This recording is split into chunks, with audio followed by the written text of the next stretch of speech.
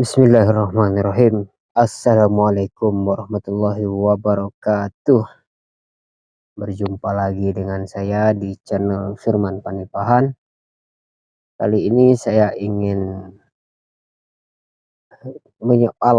bukan menyoal ya, tapi membincangkan isu politik identitas yang sering sekali kalau kita lihat di media sosial itu dituding ke Anies Baswedan ya.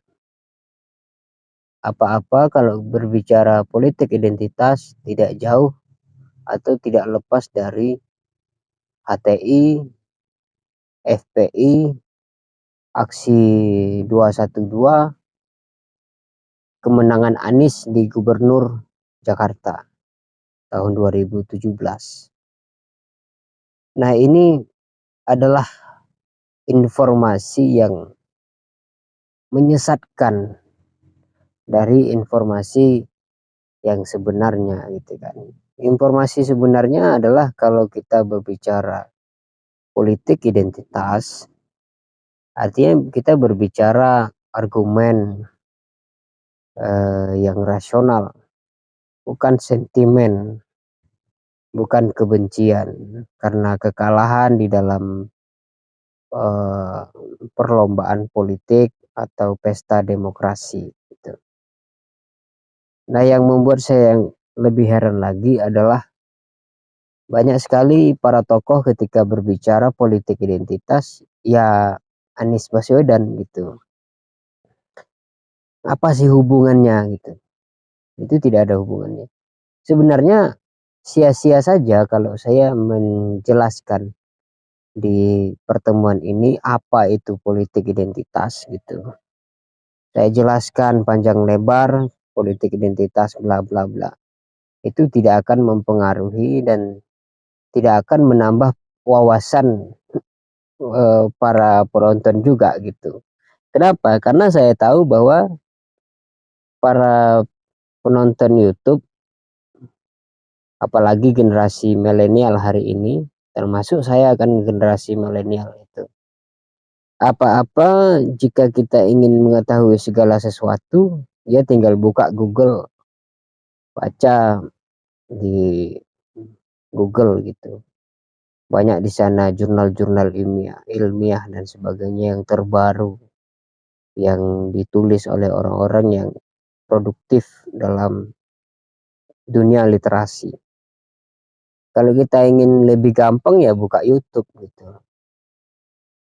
Viewer Rocky Gerung berbicara tentang politik identitas itu jauh lebih banyak daripada orang-orang yang menebar hoax tentang politik identitas. Jadi sehingga ya apa gunanya saya menjelaskan politik identitas itu. Yang perlu saya jelaskan di sini adalah ada nih satu meme atau satu status di Twitter gitu. Saya komentar sambil lalu saja sebenarnya tanpa ada unsur keseriusan di situ. Ada meme di situ apa captionnya ada 3 foto. Ini 3 foto, ada Prabowo Subianto, ada Ganjar Pranowo, ada Anies Baswedan. Captionnya kalau melihat Prabowo Subianto ingat Orba. Kalau melihat Anies ingat HTI, FPI, Habib Rizik. Kalau melihat Ganjar ingat Jokowi. Apalagi ingat Pancasila, NKRI. Ini apaan sih gitu? Lucu. Itu subjektif. Nah, ini yang ingin saya bahas sebenarnya. Bahwa di dalam kehidupan kita ternyata kita tidak bisa lepas dari yang namanya horizon pengetahuan. Macam-macam para pemikir filsuf ya macam-macam menyebutkan istilah ini. Kalau kita melihat Foucault misalnya dengan teori struktur diskursifnya, dia menyebutkan bahwa ada sejarah di belakang manusia yang menuntun pengetahuannya. Sehingga apa? Pengetahuan itu mendikte manusia. Jadi apa salah satu contoh pengetahuan mendikte manusia? Misalnya kita meyakini bahwa dalam ilmu pengetahuan itu harus ada keyakinan gitu ya. 1+1 adalah 2. Itu menjadi kebenaran pasti umum. Namun itu sebenarnya kita didikte oleh ilmu pengetahuan itu. Kenapa kemudian kita tidak berani untuk memberi jawaban yang berbeda? Kan itu. Karena dari awal, dari SD, SMP, SMA, bahkan sampai hari ini, tidak ada yang membantah kebenaran itu. Sehingga kebenaran itu menjadi otoriter, menunjuk setiap orang. Siapa yang menjawab di luar itu adalah kesalahan. Itulah struktur diskursif. Sehingga eh, Foucault menyebut kekuasaan atau kuasa itu ada di mana-mana. Siapa pemegang kuasa? Ya kebenaran. Kebenaran yang disepakati. Itu.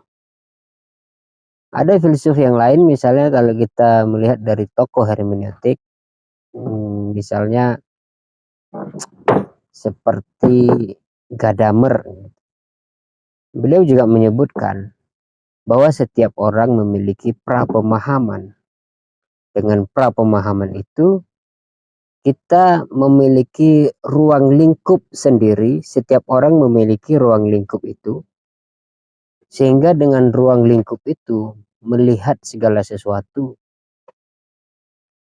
melalui kacamata ruang lingkup itu. Saya kasih contoh misalnya hampir mirip dengan Foucault. Kalau misalnya saya seorang akademisi jurusan ekonomi dan seterusnya begitu ya, orang Sumatera dan sebagainya, maka kalau saya melihat satu fenomena, maka tidak akan pernah lepas dari jurusan ekonomi saya, pengalaman dari daerah Sumatera saya, dan lingkungan yang sedang saya alami hari ini. Itulah yang kemudian menjadi kacamata saya untuk melihat segala sesuatu. Kebenaran itu disebut oleh Gadamer adalah kebenaran subjektif. Kita hanya mungkin menyatu pada satu hal yang kita lihat sebagai fusi horizon, peleburan, kan gitu. Nah, artinya apa? Saya menjelaskan melewati beberapa unsur, beberapa teori ini hanya untuk menjelaskan bahwa jika kita bermedia sosial, kita harus cerdas gitu ya. Di mana diksi yang sebenarnya tidak termuat di situ kepentingan sama sekali.